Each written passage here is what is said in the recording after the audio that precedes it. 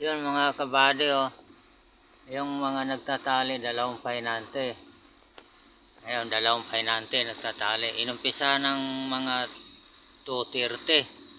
Hanggang ngayon, anong oras na? Alas 5 na. Mag alas 5 na, hindi pa natatapos. Buti dumating yung, yung driver. Ngayon, binago ng driver. Ayun, oh. Ayun, binago ng driver kasi mababasa po yung yung feed sa puwitan. Siguro hindi pa sana yung mga pahinante na yung dalawa na yan. Kaya pagpasensahin mo na. Ayan, oh. Ayan sila.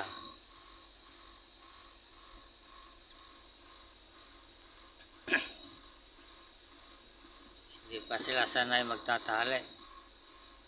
Butit dumating yung driver. Ayan, oh.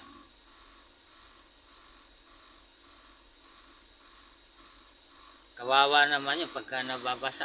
Baka magbabayarin pa sila.